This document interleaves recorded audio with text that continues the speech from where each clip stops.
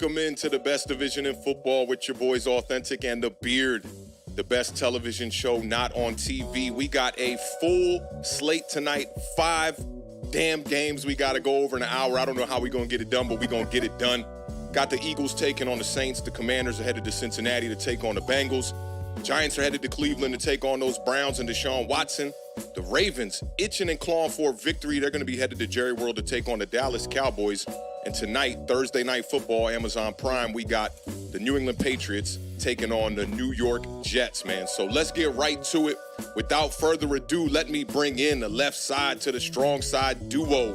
My brother from another mother back there swigging something looking kind of little mixture he got going on right now. The Beard is in the building, y'all. Let me see some biceps in the chat one time. What's going on, gang? Oh, nothing much, man. You know, just drinking on some first place juice.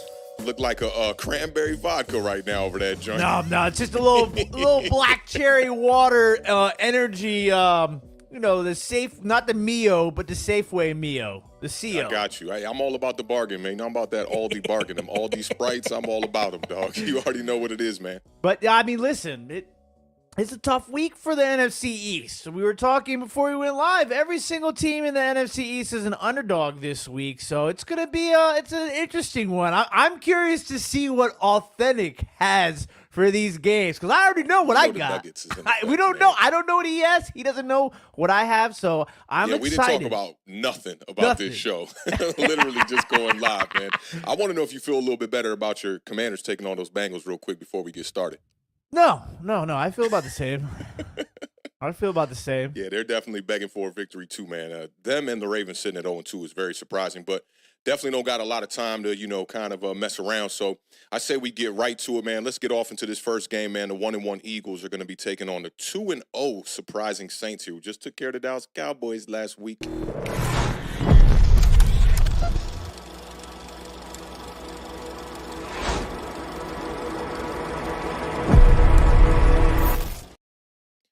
All right, Beard, you're going to have to maybe just stop me. I went to McDonald's. I got like 300 nuggets for the whole entire party here, man. Kickoff is at 1 p.m. on Sunday for this one. The Saints favored by 2.5. Over-under is 49.5. Vegas is expecting a lot of points in this game. Last week, we saw the Eagles take that L to the Falcons on Monday night, 22-21. We saw the Saints beat the brakes off the Dallas Cowboys, 44-19. Last meeting between these two teams, the Saints did beat the Philadelphia Eagles 20-10 in 2023. Jalen Hurts did not play in that game. And the Eagles have won 2 of their last 3 regular season meetings between these two teams, and both of those wins were with Jalen Hurts on the field. A.J. Brown missed practice this week, definitely dealing with that hamstring injury still.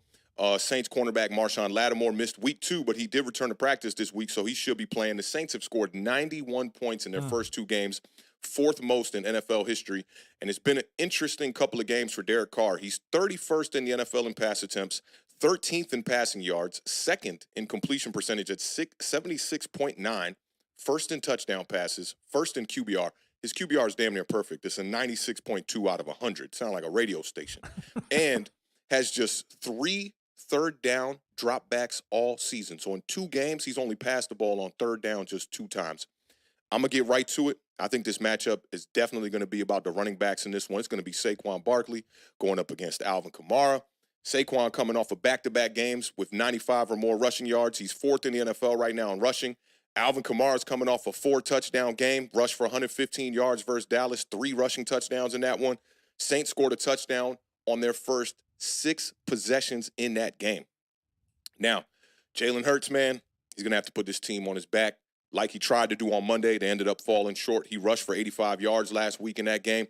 He scored his 42nd career rushing touchdown. That's 4th all-time, right? One more rushing touchdown will put him in 3rd place above Steve Young. So he's definitely trying to get that in this game.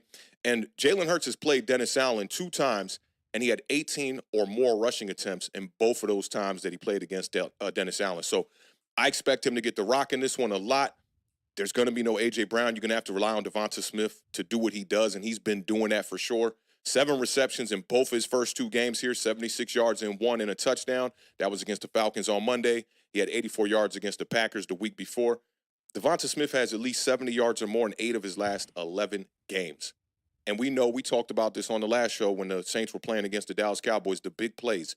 They're going to have to come up with the big plays. They almost seem over-reliant on the big plays right now. Rashid Shaheed right now is 9th in the NFL in receiving yards, already has 2 receptions over 40 yards, and you had Kamara take that screen to the house 57 yards last week. So this is definitely going to be an interesting matchup. I don't expect the Saints to come up with as many big plays and explosive plays as they did in the first 2 weeks. I mean, this kind of has to, like, come to some, I'm not saying like a screeching halt, right? But like some sort of halt here. But what do you think about this matchup here? Well, I am officially on board. I am all Goody Mob. Who dat, who dat, who dat, who.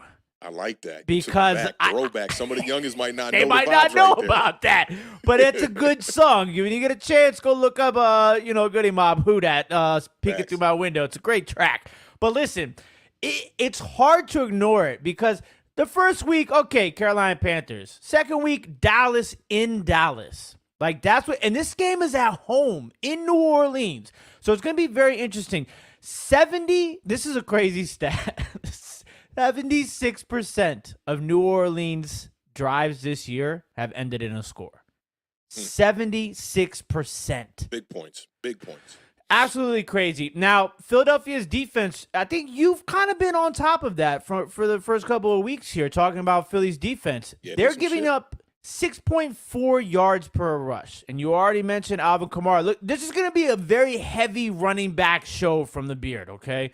So New Orleans is 3rd in the league in rushing. I can't believe some of these rushing stats through 2 games are pretty crazy. Yeah. They're averaging 185 yards per game on the ground, which is kind of crazy.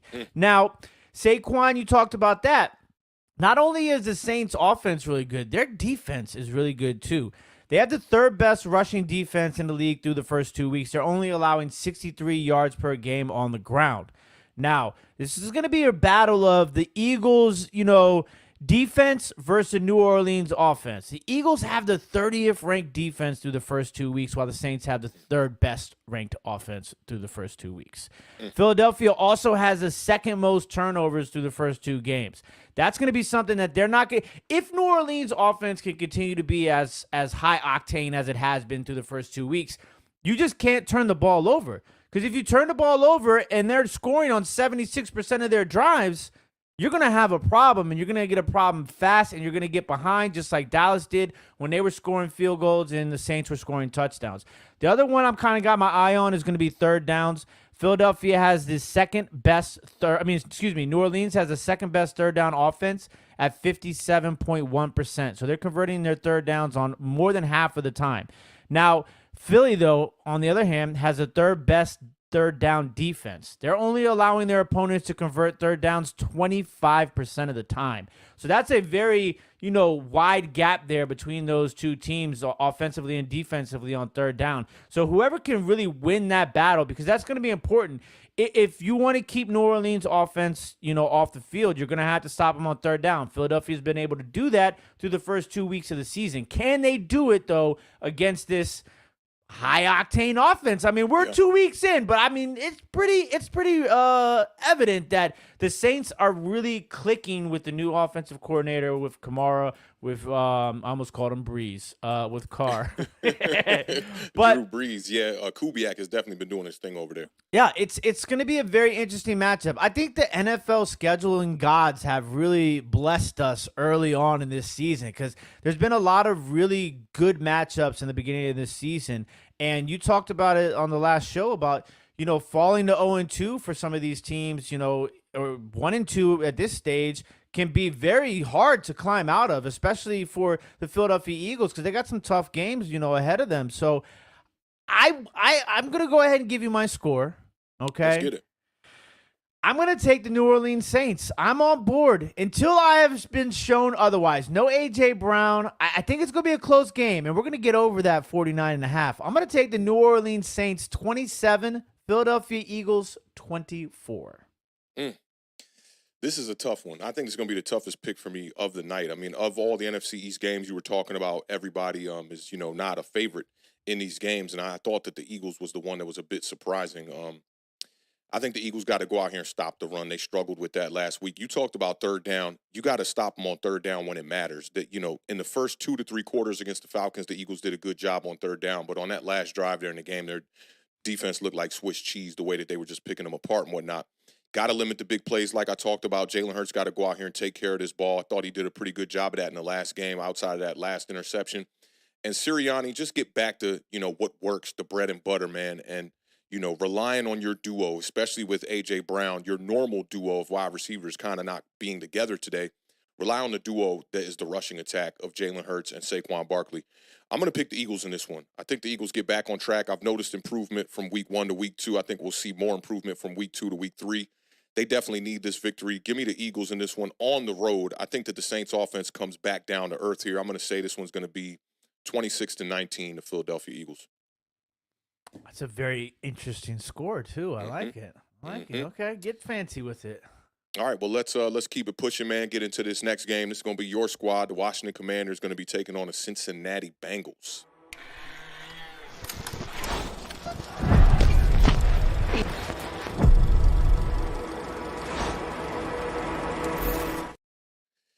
All right, man. Washington Commanders at the top of the NFC East right now, sitting at 1-1. The Bengals are 0-2. I'd say kind of to a surprise, kind of not. A lot of people understand that they do start off slow. This game's Monday night. 8:15 p.m. Eastern Standard Time. I see the Bengals are favored by 7.5. Over-under is 48.5. Last week, the Commanders beat my Giants on a last-minute field goal there, man, to beat us 21-18. The Bengals lost to the Chiefs 26-25. Last meeting, the Commanders did beat the Bengals 20-9. That was in 2020. This is the Commanders' first game in Cincinnati since 2008. Now, they did have a matchup in 2016 where the Bengals were the home team, but that was in London. That game ended in a 27-27 tie as well. Washington has a 7-23 record on Monday Night Football. Time to clean that up. Yeah, at least we're not at home because we get our butts whooped on prime time when we're at home. Yep. I mean, it does seem like it's a new day here, kind of in Washington, but we shall see. Last time that the Commanders played on Monday Night Football, they did win. And they beat the undefeated Philadelphia Eagles 32-21. That was in 2022. I knew that was going to make you feel some kind of way, too. That was a great night. Yeah, that was a great night for you. I remember, I think the Eagles were 10-0 at that point. The Commanders definitely got to clean up that red zone issue from last week that they had. 0 for 6 in the red zone against the Giants. 5 false start penalties in the red zone. 7 for 7 on their field goals, the most in franchise history. They didn't punt the ball one time in that game.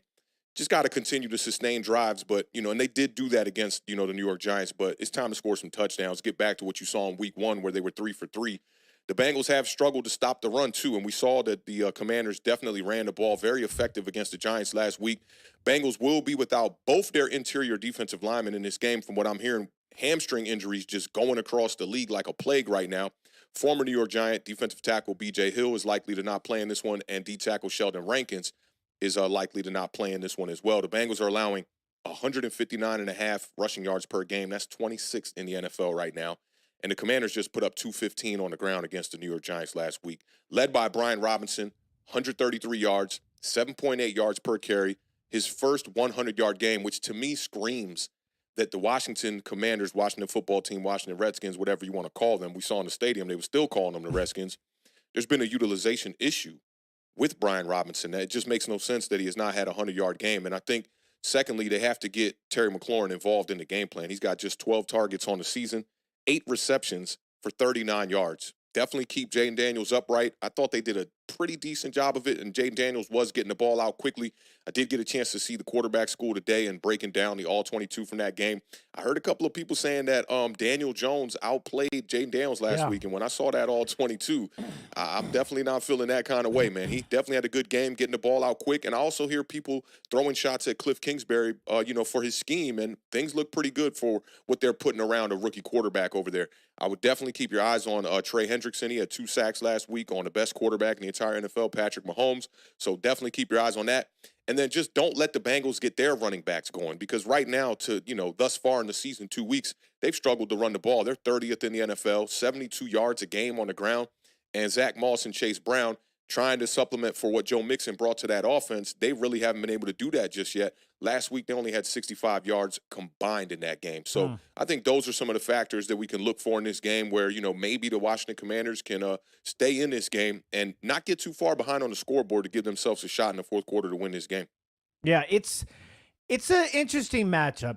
Everything that we go moving forward every week, there's going to be a wide receiver that's spotlighted against Washington's defense until, they can find a way. If they can find a way, we just might not have the personnel to match up with a lot of these receivers. So Jamar Chase is probably going to eat. T. Higgins practiced, so I'm expecting him to probably play. He might be like in a limited role. But a limited role against this secondary is probably a top 5 fantasy production output. Listen, touchdowns, not field goals. That's going to be most important. I talked about the New Orleans Saints, their possession is scoring percentage. Washington actually has the 3rd best scoring percentage in the NFL through the first 2 weeks at 58.8%. So they are scoring. Does that include field goals? It does include field goals. Yeah, makes sense. So that's why I prefaced it with touchdowns, not field goals, because if you're going to be able to score on all these possessions, eventually you're going to come across teams that aren't the New York Giants, and you're going to need to score touchdowns. So Thanks. just a little chat.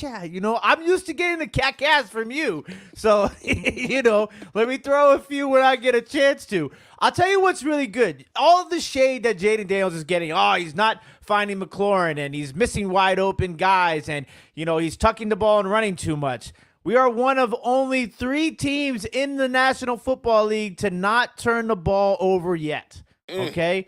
Yo, that's a nugget right there. So I'm just saying, he might not be perfect, but listen, as a rookie quarterback to have as much, throws and runs and all this stuff that he's done so far to not turn the ball over is super important. And our running backs, they're running the ball a lot more and they're not fumbling. So that's for the turnover. That's a knock on wood. Yeah, trust me. As I was writing the note, I was knocking on wood. Now, listen. You talked about Cincinnati's rush defense, and they are allowing the 7th most yards, as you stated. Washington has the 6th best rushing offense in the National Football League. God, it feels so good. We are averaging 176.5 yards per game on the ground. I mean, 215 versus my Giants. Hey, you want to get rushing yards, you want to score points, come to New York. You know what I'm saying? That's what it is. Listen, I'm listen. If you want a wide receiver 1 to go for 100, get 18 targets, come to Washington. We got you, okay? So that's where it's at, and the time of possession is so critical. And what's really interesting about these drives and having such a high scoring percentage on your drives, albeit field goals at this time, and the best way to prevent your horrible defense from being on the field is to control the time of possession, okay? Washington is averaging the longest amount of time per drive in the National Football League. Y'all racked up against us, bro. I can't wait till these stats just start to level back out. It's like, dog. 3 minutes and 45 seconds per drive. Like that's gold right there. That's not a lot of 3 and outs, you know what I'm saying? And that's what's super important. Now to the negatives, okay? Washington, and I'm setting all this up for the roadmap. Washington's defense. We did play the New York Giants, okay? We've allowed the most passing touchdowns in the National Football League, okay? We're allowing the highest yards per attempt in the National Football League, 8.1 yards per attempt on us, okay? Do you have tied the numbers on the touchdowns, how many it is? I think it's like Daniel Jones had 2 versus us, and how many 3 versus the Bucs? You guys had Daniel Jones only had 2 passing touchdowns. But we had 3 in the game though. Only passing touchdowns. Got you. So 2, and then Baker. So 6. We've allowed 6. Yeah, Baker had 4. So we've allowed 6 passing touchdowns. I wanted to see if it eclipsed the number 1 spot for passing touchdowns by a quarterback, which is 5. So it's more than that. That's not good. Yeah. No, not good at all. And then we're tied for the fewest amount of sacks in the National Football League. And last but certainly not least, before we buckle up for this roadmap, we have the worst third down defense in the NFL. Damn. And it's bad. It's bad. We are allowing our opponents to convert on third down 61.9% of the time. I thought it was going to be a little worse. Okay. Yeah, I mean, it can't get much worse than that. That's pretty bad, man. Pretty terrible. So that's the negative side of it. And you really are just relying on your offense through time of possession and the running game to carry this piss-poor defense that we have here in Washington right now. But all of that is just kind of a foundation for the roadmap to victory. Are you ready? buckle up. Yeah, you getting on the freeway. What? No, turn right. Get out of the lane. No. Okay, get the procedure. Just get out the lane.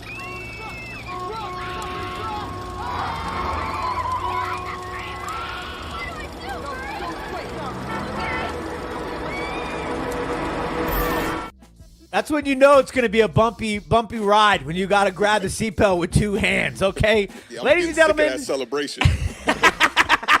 this is the officially sponsored by Waze Roadmap to Victory for the Washington Commanders.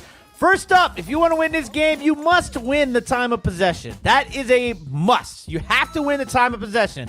Up next, continue the streak of clean football. 0 turnovers. Let's see if we can go 3 weeks without turning the ball over. And while you're doing that, you got to find a way to turn the ball over for the Cincinnati Bengals. If you cannot force a turnover, they're going to just score points. So you got to stop them at least once or twice in order for us to have a chance to win this game. Third down percentage has to be below 50% on the defensive side of the ball. Up next, simple, more touchdowns than field goals. That's all I asked for. More touchdowns than field goals. And we're going to continue the RTDB, ladies and gentlemen. Facts. Run the damn ball. I need at least 150 yards rushing on the ground as a team total. And last but certainly not least, get some damn pressure on the quarterback. I want more sacks in this game than we have all year, which is 2. I'm expecting 3 sacks from the Washington Commanders defense. That is your roadmap to victory for the Washington Commanders. I like it. Very reasonable, too. Reasonable. Very Nothing reasonable. crazy. Nothing too outlandish. Yeah. But all that being said, I'm going to take the Cincinnati Bengals to win this game 27-24. All right, so before we move on, I got 2 quick little fantasy sleepers. Ooh. Mike Gesicki last week definitely went off. He was the leading pass catcher in week 2, 7 receptions, 91 yards. I don't know if you've been keeping your eyes on the free agent signings in our fantasy league. I scooped him up. And then another guy that might get some of his targets taken away from him, Andre Yosivas. I went and I watched this dude's highlight tape. This dude played wide receiver at Princeton. He was kicking ass versus Harvard, Yale, and Cornell. All right? He had 2 touchdowns last week. All right? You might want to scoop him up. Ain't nobody even thinking about this dude right now. I might throw him in the lineup against the Commanders. Commanders got one of the worst secondaries in the entire NFL. I really want to pick y'all. If the Bengals were not 0-2 and they started off very slow on offense the way that they have this entire year so far, and maybe if this game was in Washington, I think I would have chose y'all. But I think that Joe Burrow is too good of a quarterback to go up against this particular secondary and not see success. I'm going to take the Cincinnati Bengals. Let me see. Baker and them Bucks really, really blew the socks off of y'all. I'm going to go 31. Jane Daniels going to do a little something. Let's go 31-21 in favor of the Cincinnati Bengals. Not too bad. I can live with that one. You can live with that, right? Y'all scored 21 points, lose a game. You blame it on the defense. You thought the defense was going to be bad all year. It makes sense, right? Absolutely.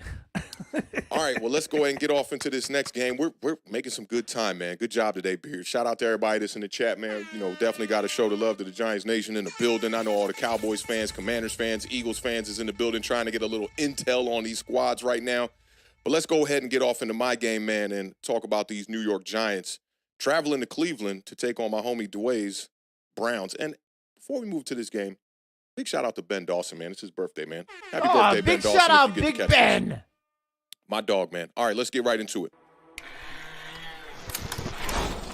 Giants are on the board with 11:16 to go here in the third. All right, man. You know, I woke up today about 7 a.m. The Beard been, you know, he's been clocking me. I've been definitely getting up a little bit early. You've been seeing the tweets, you know, around sunrise and whatnot. And it's not for my New York Giants. I was definitely just watching a lot of tape on the Cleveland Browns today. The Giants are 0-2. Browns are 1-1. Kickoff is 1 p.m. Sunday afternoon. The Browns are favored by 6.5. Over-unders 38.5 in this one.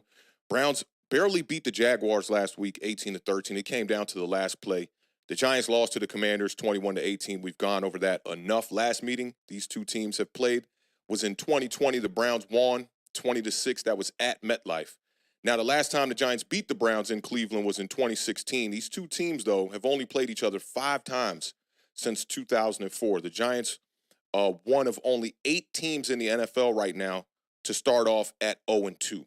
And I think it's not to anybody's real surprise outside of maybe Giants Nation. A lot of fans were very optimistic going into these first 2 games. This is Deshaun Watson's 3rd season. His time has been flying by. It's his 3rd season with the Browns, and he's a surprising 9-5 as a starter. And I want to say 3 of those losses came in his first season. Got to get off to a fast start in this game defensively is number 1. We've now seen in 2 weeks of football 2 quarterbacks go perfect in the first quarter of each of our first 2 games. Sam Darnold started off 12 for 12 in week 1. Jaden Daniels, I didn't even realize this, started off 10 of 10 last week. Shout out to the homie Rob for bringing that up in the chat earlier today. And I think the Giants, it's very important for us to capture an early lead in this game because we just are not built to play from behind as a football team. That goes for almost every team in the NFC East. I think that maybe the Philadelphia Eagles are the best at it right now. But the Giants have been down at the half in both of these games. And I think, Brian Dable did do a good job of scheming up Malik Neighbors last week. And I think you got to do the same thing this week. Malik Neighbors right now is 2nd in the NFL in receptions. After having just 5 receptions against the Minnesota Vikings, he went crazy against the Washington Commanders last week. He's 4th in the NFL in receiving yards. He's one of 4 players right now to have more than 50% of his team's air yards. So just think about that. Daniel Jones is dropping back, and half of the time the ball is traveling through the air, it's going to Malik Neighbors. I looked at the tape. I watched the All-22. I watched the condensed games for the Cleveland Browns. They run a ton of cover 1, man-to-man coverage underneath, 1 safety over top, which I saw a lot of the Commanders doing that as well in that game. And I thought it was an interesting way to try to stop Malik Neighbors. I would imagine that cover 2 would be the way to do it. You even saw today on the Get Up, they were talking about possibly banning cover 2 coverage, like literally suggesting that we should ban cover 2, which I thought was just absolutely ridiculous. We're going to ban cover 4 as well. Like, it just doesn't make any sense. But I went back to a chart that my homie Doug Analytics had sent to me months ago in the offseason to just kind of check it, what the percentages were of coverage for the Cleveland Browns, to just make sure what I'm seeing with my eyes is, the data matches that. And the Browns in 2023, they ran cover 1 40.4% of the time. It was the 4th most in the NFL. They ran cover 3 23.8% of the time. That was the 8th most in the NFL. And the reason why it was pretty difficult for me to kind of assess the cover 3 especially was they play cover 3 with a safety in the box, which is not the way that I'm used to seeing it. I'm used to seeing cover 3 with the safety playing cloud coverage. They have their 2 corners play off the ball pretty much about 7 yards, and then they'll have that 1 safety in the middle, and they divide the field into thirds, which I think is just a really interesting way to play cover 3. But nonetheless, I think it's going to be obvious for Daniel Jones. I think that this is going to present a decent matchup for him, recognizing what 2 coverages to be able to choose from when it comes to what the Browns are running. Now, I'm extremely worried about this defense, and I'm not talking about ours. I'm worried about our defense. But I'm really extremely worried about this Cleveland Browns defense. They got 3 Pro Bowlers from last year. Myles Garrett, Defensive Player of the Year. They got Denzel Ward over there, one of the last shutdown corners in this league. And then they also got a linebacker, and I just love trying to say this name, Jeremiah Owusu-Koramoah. And where'd he go to college? I was going to ask you that a little bit later, but he went to Notre Dame. Big shout out to the Beard one time. I love it, bro. They also brought in linebacker Jordan Hicks, who spent some time with the Vikings, the Cardinals, and the Eagles as well.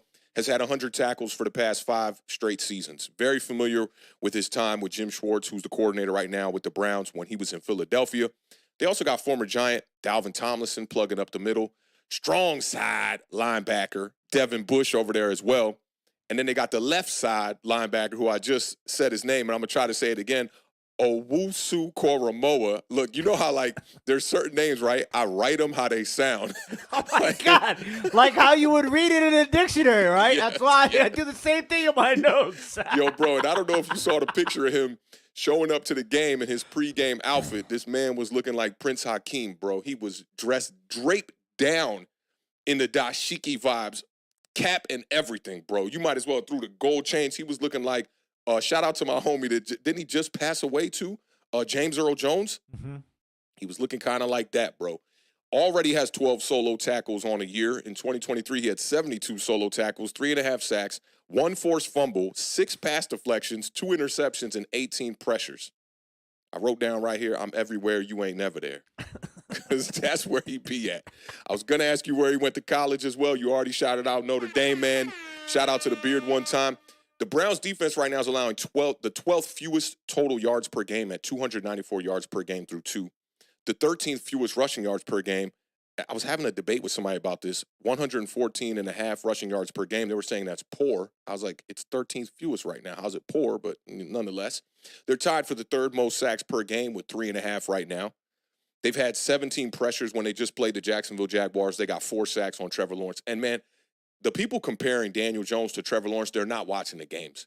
Because, yeah, you could look at the box score and be like, yeah, whatever, maybe after these first 2 weeks, especially after Trevor Lawrence has lost his last 7 games, which that's not a good thing.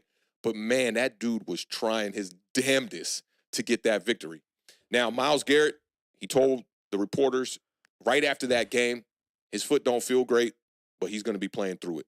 I posted a picture of Myles Garrett on my Twitter page just this morning. I said, I'm scared of this motherfucker, right? And a lot of people were like, well, Andrew Thomas isn't scared of him. They're showing me the draft pictures, Andrew Thomas flexing. I'm just like, you're not looking at the tape, bro, because Myles Garrett don't be lining up on the left tackle for the most part. He lines up on the other side on the right tackle. So it's going to be mostly Jermaine Illuminor, and I imagine Theo Johnson throwing some chip blocks at him as well. Yeah. Now, Garrett, he did have a sack in the first game and a forced fumble in the first game. He did have a sack in the second game and a forced fumble in the second game. So I think you really got to keep your eyes on this guy. A lot of people saying they're not scared. Myles Garrett had a 31% pass rush win rate versus one of the best tackles the game has maybe seen in Trent Williams just last season. He's the first player since J.J. Watt in 2015 to record consecutive years with 16 sacks. Finished 8th in quarterback pressures in 2023 with 38. That was one ahead of Zadarius Smith. Zadarius Smith is his teammate, for those of y'all that don't know. So these are 2 guys that are on the same team that each had over 35 pressures last year. He's questionable coming into this game. I hope he's questionable when we get to Sunday. We'll see how that goes. But all I know is this. Myles Garrett right now dealing with that foot injury. You just got to pray that he don't put that foot in Daniel Jones' ass. Get rid of the ball quick. Rely on this running game. And hopefully we have a chance in this game. But we got to stop the run on the opposite side of the ball. That's very important as well. The Browns, they're getting their rushing attack just a little bit better here. 125 total rushing yards last week. They're missing Nick Chubb. My guy, Donta Foreman, looking a little iffy over there. The yards per carry wasn't all that great, 14 for 42 yards. Jerome Ford is getting it together right now, 9.1 yards per carry last week. And the Giants, as the Beard kind of, gave you a little bit of innuendo towards in his preview, we ain't that good against the run. We allowed 215 yards last week, and right now we're the 28th ranked rush defense in the entire league, allowing 163 point yards per game. The Browns, though, they're not losing games because they're quarterback. Don't let people fool you. A lot of the reason why they're losing games has to do with being undisciplined. And I'll start with the third downs. I know the Beard likes to talk about third downs. I'm gonna lead that for him. You just give me a little. You got the third downs over there? You run with the thirds. You want me to run with the third down? All right, so they were 2 of 14 on third down last week, and they won the game. So that goes to show you that game really shouldn't have been that close. 13 penalties for 100 yards. This is a very undisciplined team, and I want to break down one of the scenarios where the penalties are really costing them points and why their game against the Jaguars wasn't a blowout victory for them.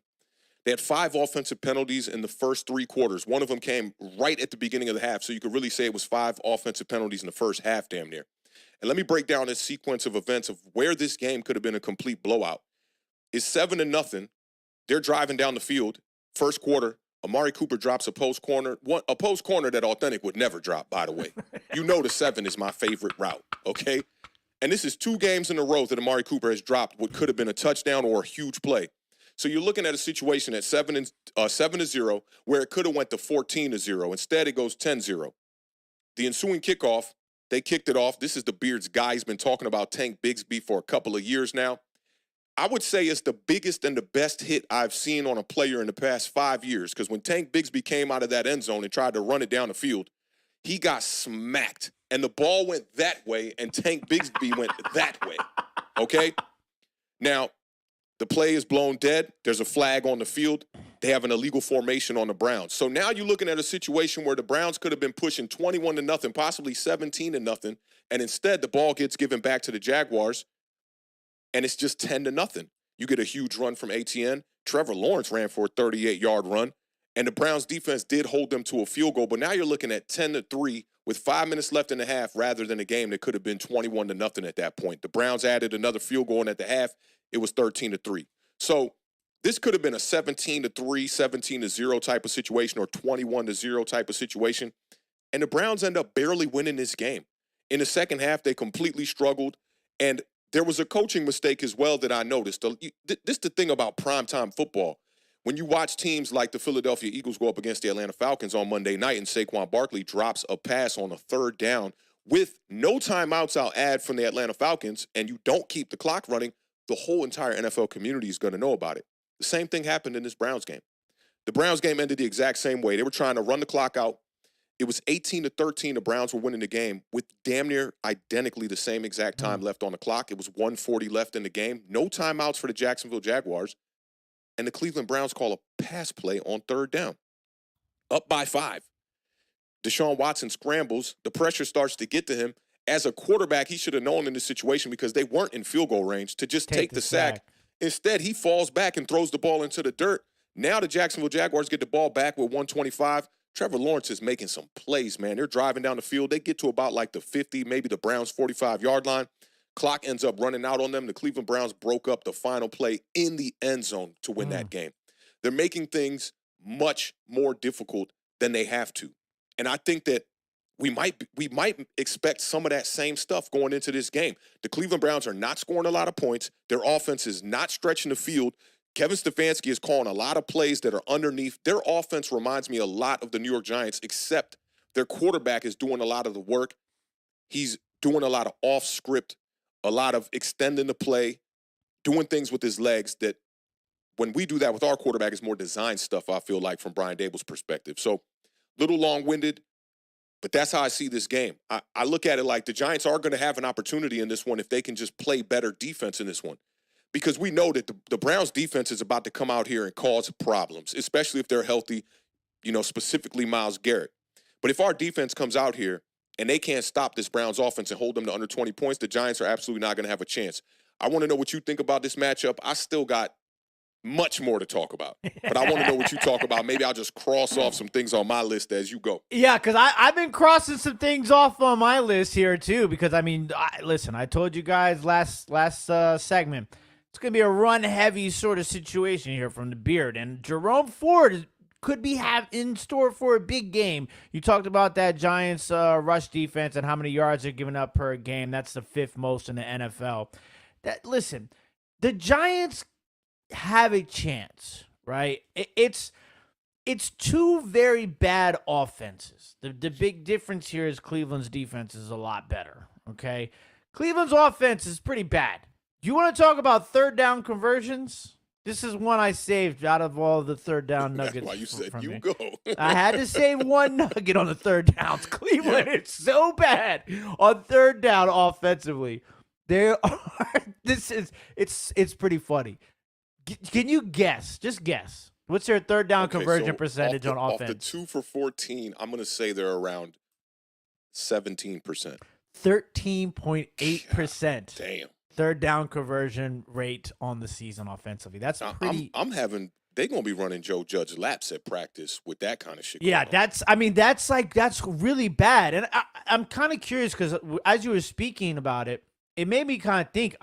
I knew that number, right? And I'm like, you talking about shooting themselves in the foot. I wonder how much of that is in direct correlation with them shooting themselves in the foot, whether it be penalties, most definitely, sacks. Just looking at the last game today from both angles, the Amari Cooper drops. Their wide receiver core is so overrated. They had 3 other drops from Jerry Jeudy and Elijah Moore as well. The quarterback is constantly under pressure. Last game, 25 pressures, bro. 6 quarterback hits, 17 hurries. And he was only sacked 2 times. And what's crazy is they've allowed the second most sacks in the NFL through 2 weeks. 8. Yeah, because in week 1 against Dallas, it was ridiculous. Yeah, it's 8 total. Yeah, 8 total sacks through the first 2 games. Yeah, so 6 in that first game. I think Devin Singletary, this might be an opportunity. Like, they're gonna have to be real smart about it. I would say Cleveland is allowing 5 yards a carry.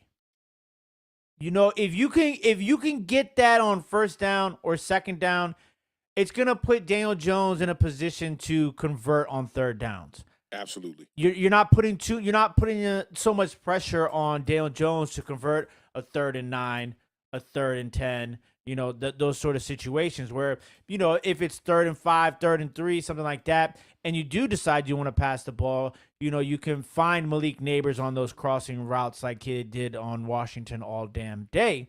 So listen, this is another thing really interesting here. Cleveland might be licking their chops because they got a big fat zero in this department, and that is on forced turnovers. Cleveland is one of a few teams to not force a turnover so far this season. Denzel Ward dropped 2 interceptions last week. Shooting themselves in. They are the Cleveland Tory Lanes is what they are, okay? Well, that would be shooting somebody else in the foot. We got to call them the Cleveland Plaxico Burrises. Cleveland Plaxicos. Cheddar Browns. Okay. Cheddar Browns. Cheddar Bob. Cheddar Browns. I like it. Right. Now they are going. It took you a while. It did. I was like, he meant to say Bob, and then I was like, oh, we're talking about the Browns. But the New York Giants have the 7th worst turnover percentage in the NFL. So for those of you that don't know, turnover percentage is the percentage of times that a drive ends in a turnover. So 16.7% of the Giants' drives this season so far have ended in a turnover. So, the Browns here have an opportunity to force some turnovers and get off of that, 0 turnover forced bus. But for me, it's going to come down to Watson and Jones. Which one of these quarterbacks can play the best? Because I think everything else is kind of going to be a wash. And not even necessarily which one of them can play the best. Which one of them cannot play the worst, okay? Because both of these guys more so Watson, not of recent, but both of these guys have shown ability to at least play, manageable football. Absolutely. But both of these guys have also shown you some really bad football. Yeah. And that's what it's going to come down to. Which one of these guys can not lose the game? Let's put it that way. So what you got for that score? Oh, the Giants are going to lose. I got that Cleveland 24. Bro. Cleveland 24, New York Giants 12. 12 is interesting. I like it, though. Yeah, it's going to be tough, man. I don't know. Are we talking 4 field goals? I like your score. 24 to 12, right? I'm going to just one-up it. I'm going to go 24-13. I think there'll be a touchdown and 2 field goals from the Giants. If the Giants want to win, you got to start by stopping the run. Jerome Ford and Donta Foreman, it's a great duo because one's a big bruiser guy. The other one's the hybrid smaller back that can catch the passes out of the backfield. Be ready to stop Deshaun Watson on the plays that he's going to be extending and going off script as well. And I think you just keep feeding Devin Singletary in this one. And maybe this is the game where the Giants can open up that passing attack a little bit and get a big play down the field. And you got to score in the red zone. It's a must that you score in the red zone. The Browns, this was one of the most surprising stats of all of last year for me. They had the worst red zone defense in the league. You want to take a guess at what the percentage was that they were allowing teams to convert touchdowns? 69.8. That's damn close. 71% of the time they were allowing teams to score in the red zone. Can't do that. And goal-to-go situations, they were worse. 90% of the time they were allowing teams to score in goal-to-go. So get in the red zone, and when you get down there, don't walk away with field goals. You might have a chance. I think if the Giants don't score 20, they'll have absolutely no chance in this game. I don't think this is going to be like one of these low, kind of like the Jaguars game was, like a 18-13, 17-14 type of vibe. But I'm just going to pick the Cleveland Browns. I'll wait till I see it from the New York Giants in a major way before I start picking them in games. But right now, yeah, I like your score. I'm going to go 1-up, 24-13 New York Giants. We're both picking our teams to lose here. Yep. We did that week 1, right? No, we didn't. I picked the Giants week 1. You did. Yep, I picked the Giants week 1. It's all right. I don't mind being wrong a couple of times here and there. Big shout out to our guy, Benny, for the $4.99 super chat. Says they was talking about banning high two, bringing the safeties down, giving them a limit of how far they can be from the line. It's crazy. What kind of – that's when you're just like you're in the pre-production meeting, and they're just like, "Look, guys, we don't really got a lot of stuff, so we pulled this one out of the dark web of Twitter, and we're gonna talk about this because Yeah. it don't make no damn sense. You Not a can't, good idea. you can't do that. You can't do that. Now we've already doing this weird kickoff and the non-running and the running. Kickoff and is terrible, bro. this When I is watch college ridiculous. ball on Saturdays, I'm just like, man, what the hell is the NFL doing, man? This one was birthed from Mike Florio. I think Mike Florio is the one who started this idea, but big shout out to Benny, man. We appreciate you supporting the channel, man. That's one of the day ones one time in the building, representing those Commanders. All right, Beard, we got 2 more games. Good 25 minutes. I think we can do it. Oh, yeah. Time's looking pretty good. Let's talk about this last NFC East matchup. The Baltimore Ravens traveling to Jerry World to take on the Dallas Cowboys.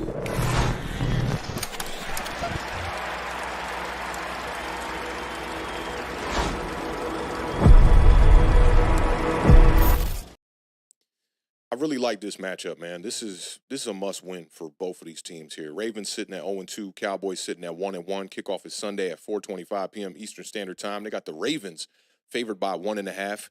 The over-under is 48.5. Last meeting, the Ravens beat the Cowboys 34-17. That was in Baltimore in 2020. Andy Dalton played quarterback that day. Lamar Jackson only passed for 107 yards. He rushed for 94, though. Last week, the Ravens lost a tough, close one to the Raiders, man. And Gardner Minshew playing some really good ball. I saw his quarterback school all-22 breakdown today as well, man. He's leading the NFL in completion percentage right now as well. But the Raiders end up winning that one 26-23. The Cowboys, obviously, we've talked about that one enough, got blown out by the Saints. The Cowboys' 16-game winning streak was snapped at home last week. They got another chance here to get back, in the right direction. Cowboys have allowed 92 points in their last 2 home games. That includes the playoffs where my doppelganger went crazy on them and had them take a first-round exit. Since 2021, this is a good stat for the Cowboys. The Cowboys are 12-2 coming off of a loss. So I think they got good fortune here on their side. The Ravens starting out 2-0 is extremely concerning, man. 0-2. Or 0-2, yeah, thank you for the correction. This is I'm worried for Lamar Jackson, to be honest. And this is just the 5th time in their 29 seasons that the Ravens have started out 0-2, which is wild in itself right there because it seems like the Giants have started out 0-2 like 100 times. But every time, before this that they started off 0-2, they didn't make the playoffs. This has not happened in the Lamar Jackson era, though. So this is a different time. The Ravens are 0-2 for the first time since 2015. And just 3 teams have started out 0-2 and won the Super Bowl. And we know that, with the Ravens going to the championship last year, that's the goal this season. If you fall short of that, people are going to say you definitely, aren't showing up, in this roster that you've improved and built around Lamar Jackson is failing right now. But no team has done that since 2007 to start off 0-2 and then go on to win the Super Bowl. Shout out to the Giants Nation in the building one time. Y'all know what it is, man. Eli Manning. Okay? Lamar Jackson obviously has never started out 0-2. They lost by a pinky toe to the Chiefs in that first game, and then you lose a heartbreaker to the Raiders here. So it's almost like, the game, it is a game of inches, to be honest. A couple of things go their way, and they could be sitting at 2-0. Now, the Beard talked about how this show for him was going to be a lot about, running backs and RTDB, STFU, RTDB vibes, right? And I think in this game it's most important. You got to run the ball. You got to stop the run. The Ravens, that rush defense right now has been on fire. Very different from their pass defense. I'm a leader. I see you kind of looking down. I think you might have those numbers, so I think I'm going to leave them for you. Am I right on that? You're good. You're good. Run with it. You want me to run? Okay, so the Ravens are allowing just under 50 yards per game on the ground, which is, if you could keep that up, holy moly, that is just ridiculous. Ravens defense also had 5 sacks last week versus the Raiders. That's a game they should have won, but I think that they're in a bit of a transition at the beginning of the year here with the new defensive coordinator, Zach Orr. Can't forget they lost Mike McDonald, head coach for the Seattle Seahawks now, I believe. And they also lost Denard Wilson, my dog, who I really wanted to come over here to the New York Giants and be the defensive coordinator. Now, the Cowboys did allow 190 rushing yards last week versus the Saints. And the Ravens last year were the number 1 rushing team in the whole entire NFL. So it's time to get things on track. You added Derrick Henry. He's had 130 yards in 2 games on 4.2 yards per carry. And the Ravens, being a team that They're the number one offense when it comes to a yardage perspective right now. They're averaging 417.5 yards per game, and they're 0-2. It doesn't make no sense, but this is where it'll make sense for you. When it comes to scoring points per game, they're 14th in the NFL, averaging 21.5 points per game. So get that running game going. Get Derrick Henry more involved. I think they're kind of trying to run him a little bit up the middle, just a little bit too much, and things are just a little bit too congested. And that could be the way that the Ravens win this game. Now, for the Dallas Cowboys, it's really up to two guys, man. It's Dak Prescott, it's CeeDee Lamb. That's really it. And I've been talking about CeeDee Lamb being the prototype for what a slot wide receiver looks like, and you know how Malik Neighbors can kind of be that guy for the Giants, even though a lot of people think Wan'Dale Robinson's going to be the guy that's going to be the future slot wide receiver. But CeeDee Lamb through 2 weeks has been in the slot now 58% of the time. And the Ravens right now, their rush defense has been immaculate, but their passing defense is terrible. It's the worst in the NFL right now. They're giving up 257 per game through 2 weeks. And wide receiver ones have done damage to the Ravens defense and their secondary. Devontae Adams had 9 receptions for 110 and 1 touchdown this past week. And before that, on opening day, Rashee Rice had 7 receptions for 103 yards. Beard, I need you to say this with me. Denard Wilson. Denard Wilson. That is the reason why this pass defense is not clicking, if you ask me. I've talked about how it was with the Philadelphia Eagles when they went from worst to first with Denard Wilson, then back to worst. And I've talked about it now with the Ravens. The Titans right now, and Denard Wilson is the defensive coordinator over there, they have not allowed a wide receiver to get over 60 yards this entire year. Damn. Garrett Wilson had 57 yards. DJ Moore had 36 yards. Those were the 2 leading guys in the 2 games for the Tennessee Titans. Now, they're not winning a lot of games. Their quarterback is making some mistakes, but on that defensive side of the ball, in that secondary, they are holding it down. Now, you got a couple of injuries as well with the Baltimore Ravens secondary on the outside. Their outside corners really haven't been playing that well. Nate Wiggins is banged up. And for the Dallas Cowboys, you should expect to get Jake Ferguson back, which is amazing for the Dallas Cowboys because at one point it looked like his season was completely over and he was going to have a torn ACL, and that's not the case. So any help that you can put around CeeDee Lamb and Dak Prescott, I think it gives you a good chance to be able to win this game. But for both of these teams, I think it's very important that you get an early lead in this game, especially for the Dallas Cowboys. Yeah, I mean, you hit on a lot of really good points, a lot of beard points there.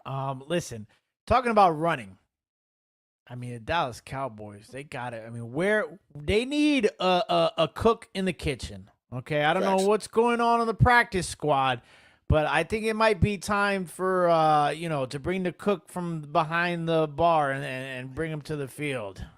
I like that because 85 yards per game is 8th worst in the National Football League right now for the Dallas Cowboys. So they're going to have to try and find a way to run the ball. I mean, I know you talked about, that's why I agree with you that it comes down to Dak and CD because of the pure amount of yards that Baltimore is giving up right now through the air. And that with the fact that Dallas can't run the ball, it's going to be interesting to see how Baltimore plays it because it's almost like you're playing into it, right? Like Dallas is going into the game, they can't run the ball. They see that we can't defend the pass. How can they find a way to scheme up that defense to battle against CeeDee Lamb and Dak Prescott? That's going to be the big one right there. And you talk about, Dallas's rush defense, they're giving up a ton of yards, 141 on the ground. So, can Derrick Henry and Lamar Jackson, let's not forget, Lamar Jackson can run a damn football too. Okay, so those Justice two guys. Hill, maybe. Oh, man, he's a guy. Lamar. Yeah, I love watching Lamar Jackson play football. I know there's a lot of people out there, that hate on Lamar Jackson. But even just the way he throws, it's just, he's got a sidearm. Yeah, he flicks the rock a little bit, And so this is the other thing, though. Baltimore, okay? This is where, I'm getting into that Dak, that little Dak Prescott mode, okay? Oh, the Dak hate. Yeah, that's not Dak hate. It's just you see, I caught you though. You was like, yeah. No Dak hate. This is just Dak Prescott numbers, okay? Baltimore is tied for the 3rd most sacks in the NFL through the first 2 weeks. On the flip side, Dallas is tied for the 4th most sacks allowed. So, if Dak can't stand straight, he might not be able to take advantage of that Baltimore secondary. So that's one of the things I think that you're going to see Baltimore really attacking Dak Prescott to kind of make up for that weakness in the secondary. Is really trying to get some pressure on Dak Prescott. If they can put Dallas into some long third downs, then they start forcing Dallas's hand. That's where Dallas starts to make a lot of mistakes. I'd like to see how many of Dak Prescott's interceptions occur on third and longs. That would be a very interesting stat to look at. So that's something to keep your eye out in this game to see if Dallas does turn the ball over. Does it seem to happen on third and longs? Because I think this is going to be an interesting little study for somebody who has a little bit of extra time. We don't have a study department here yet at. Yeah, we do. We do. You're looking at them. Listen, we have a research and development department, but we don't have a study department. Okay, this is a deep dive right here to go find something like that. But I got you. A lot of homework this week. You know, I'd like to know if my theory is correct or if it's just Dak. I mean, last game, I told you about the homie. I can't even remember homie's name, but number 83 for the Dallas Cowboys. He's at fault for a lot of the problems. That's the other thing, too, though. I am a realist. There has been a lot of Dak turnovers, interceptions that have been not necessarily on Dak. There's been a lot of those, and I mean, you got to think, you might be thinking 2 years ago, last year, Dak Prescott wasn't even throwing interceptions. Yeah. This year, how many does he have? He's got two he had two in the last game, and then did he have one in the first game? I think against the Browns? I think he just had one touchdown, no interceptions against the Browns, actually. Yeah. So it's going to be Baltimore's front against Dak Prescott. That's going to be really key for Baltimore in order to kind of keep them at bay. I'm concerned. I know it's like Dak and CD, like they're really good. CD Lamb is one of the best in the game, okay? But how much of that can they rely on week in and week out? Especially when their defense is playing as poor as they are. I mean, yeah, they played good in the first game, but I mean, maybe the Saints is really high octane. Maybe, but to get that sort of, I mean, they scored 35 points in the first half in their building. Yeah, Dallas won how many games? Went wrong for Dallas in that game. How many games did Dallas win at home in a row before that game? 16. Okay, damn, are they gonna lose 2 in a row at home after winning 16 in a row? I mean, this is a tough one here, man. The Baltimore Ravens are a really good team, and I'm looking forward to seeing Micah Parsons chasing Lamar Jackson around. That's a really good matchup there. I think more importantly than the Ravens defensive front going against Dak, because Dak the kind of guy that he's not going to take a lot of sacks, man. He's going to get that ball out of his hands hot and quick. You really just, if you're a Dallas Cowboys fan, you want to see that big game from CeeDee Lamb that we haven't seen yet. We haven't seen a 100-yard game from CeeDee Lamb. And, you talked about, is it sustainable and whatnot. Last year, it absolutely was until they got to the playoffs. And even when they got to the playoffs, CeeDee Lamb still put up some decent numbers against the Green Bay Packers. But you need more weapons over there, especially when you don't have a running back or a running game. You're dealing with Rico Dowdle, Ezekiel Elliott, and you're hoping that Dalvin Cook can come in there and maybe save it, But what we saw from Dalvin Cook with the Jets last season didn't look all that good. So I think they knew that this was going to be a problem going into the year with the running back situation. But to me, I just think that it's a must-win for both teams. But it's more of a must-win for the Ravens. Absolutely. They play Buffalo the following week after this. Oh, dude, their schedule's just imagine brutal. if they lose to the Dallas Cowboys. They play Buffalo. Then after that, they got to go and play Cincinnati on the road. This schedule that they got is a nightmare the way that it starts off. It's going to be tough. You need more Derrick Henry. I think, his expected yards per carry right now is 2.9. It's second worst of all running backs in the NFL right now. You just get the running game going in a different way. And I don't know what's going on over there. I know Derrick Henry's new, and when you leave an organization that you've been with for so many years, it's very tough to just get into a new system and be a guy. Joe Mixon is a guy I think that's doing a pretty decent job of it. Devin Singletary's doing a good job. Josh Jacobs is doing a really good job.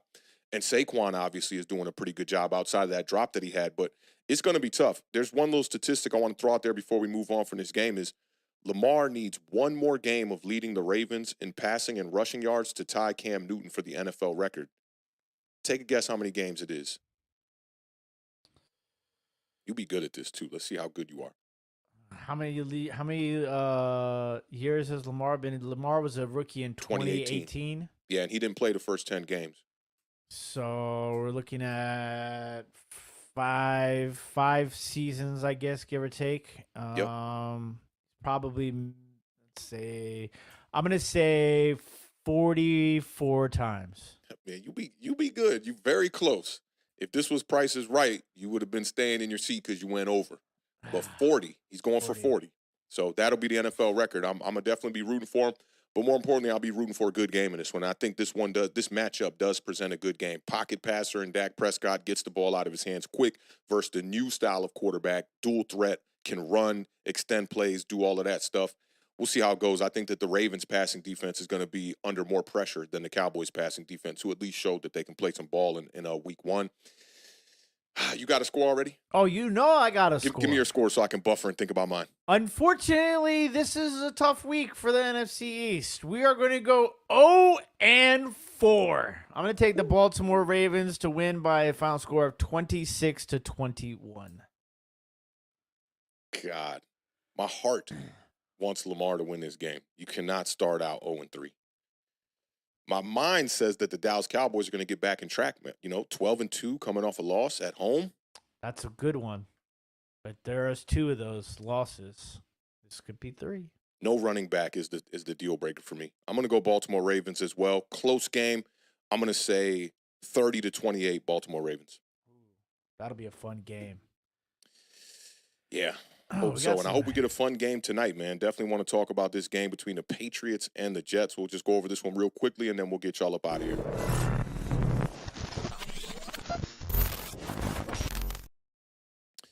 All right. New England sitting at kind of a surprising 1-1. The Jets sitting at kind of a surprising 1-1 as well. This game is tonight, 8:15 on Amazon Prime. Make sure to turn your game on that Prime Vision. It is the way to watch football. It is the future, if you ask me. The over-under is 38.5 in this one. The Jets are favored by 6.5. Did you hear the story about Jalen Reagor? I saw something where he tweeted the whole fancy car and the carport thing, and he's on the practice squad for the Patriots, I believe. So he tweeted the Bugatti in the carport of that broken down house. Yeah. They released his ass. Yeah. You think you some hot shit? See you later, buddy. So Jalen Reagor is a free agent now. Last week, the Jets beat the Titans 24-17. The Jets scored 17 points off turnovers on the Titans last week. The Patriots lost to the Seahawks 23-20 in overtime. Patriots became the first team since 1960 to lose a game where they had 0 turnovers, 185 rushing yards, and didn't allow 50 rushing yards by the opponent, which is absolutely ridiculous. That Patriots defense, though, has definitely been showing up as of late. Last meeting, the Jets beat the Patriots 17-3. That was with Trevor Siemian at quarterback, and you won't believe this. He was 8 of 20 for 70 yards, and they got the win. Brees Hall rushed for 178 yards on 37 carries, which is just, oh my, man, that's like Umar in high school right there. I got another Umar pun I'm going to bring up as well. That win ended a 16-game losing streak for the Jets versus the AFC East, it was the last game of the season last year, and it ended a 16-game losing streak against their own division. Giants are in a bad place, but that's kind of crazy. It was on the road. The Patriots have won 8 straight against the Jets at MetLife Stadium, and the Jets are playing their 3rd game in 11 days to open up the season. So I know that's tough for an old man like Aaron Rodgers. It's going to be Aaron Rodgers' first home start since tearing his Achilles last year. So I'm sure that the Jets fans are extremely hype about this one. Rodgers has been a little bit conservative. He hasn't been lighting up the scoreboard. He's been playing pretty decent this year, though. He has attempted just 5 passes of 10 yards or more. So that's looking real, like the other New York quarterback. But that's, neither here nor there. Jets run defense. They allowed the 49ers to put up 180 rushing yards. They allowed the Titans to put up 130 rushing yards. Patriots are averaging 177.5 rushing yards per game. That's 4th in the NFL. Antonio Gibson scooped him up off that waiver wire as well. He had a really good game last week. And I would watch out for Hunter Henry, who just had a career high last week with 8 receptions. Now, Patriots rush defense definitely has been good. They're allowing 58 rushing yards per game through 2 weeks. The Jets are averaging just 84.5 on the ground. So they're 26 in the NFL. Braylon Allen and Brees Hall got a little bit of history here. They became the Jets' first running back duo with touchdown receptions in a game since Johnny Johnson and Richie Anderson in week 3. That was at Miami in 1994. Now, I talked about Umar. Richie Anderson had the Maryland State rushing record before the running back at our high school broke that record, Umar Ferguson. So That's big shout out to Umar crazy Ferguson, man. how you did that. I like, Yeah, man, you like listen, that, right? this guy authentic. He's a You guy. like that, right? He's a guy. That was a play action right That's there. crazy. Yeah, real crazy, man. I remember when he broke the record, and he damn near broke it again the following season. If it wasn't for some holding penalties from a wide receiver, he might have broke that. I'm not going to say who the wide receiver was because that'd be a little incriminating. I don't want to give out the incriminating evidence. The Jets will have to rely on Rodgers, though, and Garrett Wilson in this game, I think. Rodgers has gone 25 games, and that includes the postseason without throwing for 300 yards or more. So this is not the same Aaron Rodgers that we're used to, seeing in the prime days when he was in Green Bay. And Garrett Wilson is not off to a great start here. 4 receptions, 57 yards versus the Titans. And 6 he gets receptions, Christian Gonzalez. 60 yards versus 49ers. What were you saying? He gets Christian Gonzalez tonight, too. Yeah, that's going to be who tough. has locked down everybody. Yeah, and he was like that last year before he ended up getting injured too. But 0 touchdowns for Garrett Wilson through 2 games. So I think this game's a little bit harder to choose the winner in than most people think it is. I mean, I think that I'm likely going to lean towards the Jets. But any thoughts on this game? I think it's going to be a boom, boom, pow, pow sort of game, okay? Listen, no Mosley, no C.J. Mosley for the New York Jets. If you're playing fantasy captain showdown, 1-game fantasy here tonight, I love Ramondre Stevenson, Antonio Gibson. You think I put Gibson in my lineup? I don't think you put him in your lineup because, this is a single game format sort of situation. I'm struggling right now. I think Antonio Gibson gets about 40 yards and maybe a touchdown, probably like 2 or 3 catches. That would be my projection for Antonio Gibson. So, maybe like a 6 to 9 points from Antonio Gibson. Love Hunter Henry in this game. I think it's going to be a little bit of a kick defense, run the ball sort of situation. It's tough because I looked at the Jets the beginning of this season and I kind of was like, that division is going to be so tough. Now you don't got Tua for at least 4 weeks for the Dolphins. That helps for sure. Josh Allen looks like it doesn't matter who the hell you put out there, a wide receiver, and I'm impressed by him so far. Curtis Samuel, man, still a letdown over there, man. Yeah. Still a letdown. Yeah, he didn't look so swell. But the other kid, what's my dude, Khalil Shakir? He's a guy. Dog. He's so the wide receiver versatile. one for them. He's very versatile. He can do a lot of different things. He can run all the routes. He can, do the running jet sweeps and all that stuff. But I'm a big fan. I got to revisit the Antonio Gibson thing, though. Like, would you put him in the lineup over a guy like A.D. Mitchell, Romeo Doubs, playing with Malik Willis? I got Donta Foreman as well. Well, I mean, if I had to choose between all of those guys, yeah, I would pick Antonio Gibson. Yeah, because I'm struggling at that flex right now, man, like real badly. I've tried to go with A.D. Mitchell the first couple of weeks, has definitely not been putting together some good games. I thought Romo Dunze was going to shine. He's Who would have banged predicted up. Caleb Williams is going to struggle the way that he did? Yeah, I mean, if those are all your options, I'd say you roll the dice with Gibson. Would you maybe start Aaron Rodgers over C.J. Stroud this week? No. Going up against the Vikings defense, Brian Flores, we've seen what he just did to Brock Purdy. I can't. For me, C.J. Stroud See, I'm trying to convince you. Yeah, I know you are. C.J. Stroud is a must start no matter who he plays, in my opinion. Okay, Like I went Gibson. I went Gibson in that flex spot. So it'll be interesting to see. I think it's gonna be a low scoring game. What's funny is I was so in like my notes for the other game. I put down the Jets score and then I put Cleveland score next to the Jets score instead of the Patriots. All the time, bro. So I got like trying to freestyle and whatnot. Yeah, I got the Jets 20 and the Browns 17. No, Jets 20, Patriots 17. That's where I'm going. Patriots get 17. Okay, I like the 17 for the Patriots. I'm gonna go a little bit. Yeah, I just put Antonio Gibson in my lineup. I need to give them at least 2 touchdowns. So let's go with 17. I like the 17 for the Patriots. I think the Jets offense kind of gets it together a little bit more today. Give me 20. Give me 27-17 in favor of the Jets. You're in the books. You're in the books. And I want to, next week we'll tap in to see where these records are kind of looking like. You know what I'm saying? I want to see if I'm front running right now. I don't know. It doesn't really feel like it, man. No. My fantasy team's 0-2. My team in real life is 0-2. I'm not winning games over here on Authentic in the Beard. I'm just too invested in these damn rookies. I made another mistake this year and drafted way too many goddamn rookies. I'm in struggle mode right now, but we got 3 minutes until kickoff. Make sure y'all turn on that Prime Vision when you watch the game tonight. All you got to do is click where it says the broadcast, where you can change the language. It gives you a couple different options for your viewing options, and make sure you hit that Amazon Prime. Check it out. Some of my OGs, they be talking about, hey, man, it's kind of hurting my eyes and all this. You're just getting old, bro. You need some good glasses. You know what I'm saying? You'll be all right, but that's my way to watch the game. Beard, any last words before we get them up out of here for this kickoff, man? Yeah, I got about a big shout out to Stefan for the $4.99 super chat. Says Dak Prescott is the GOAT. This is Monique's burner, by the way. 300 plus yards, 6 touchdowns. Gonna dunk on the Ravens. Pride of Dallas. Jerry's gonna take him out for a steak dinner afterwards with some extracurriculars.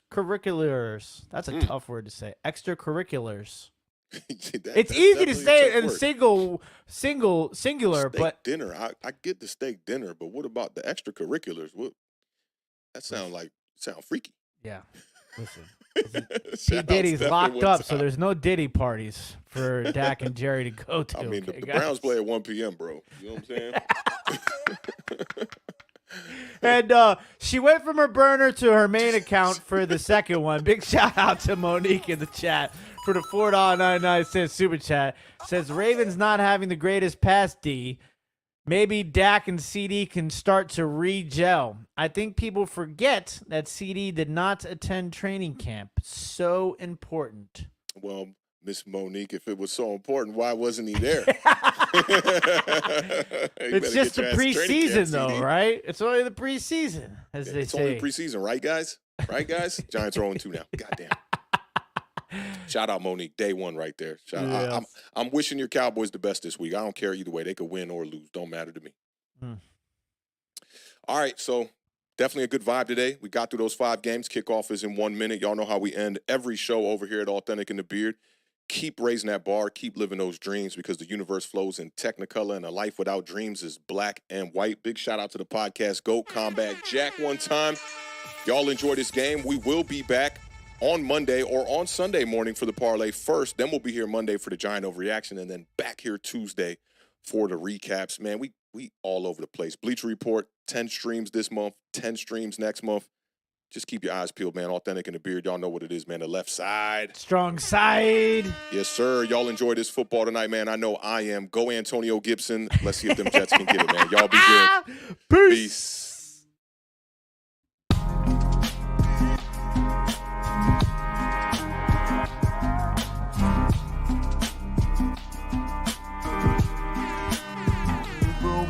Tell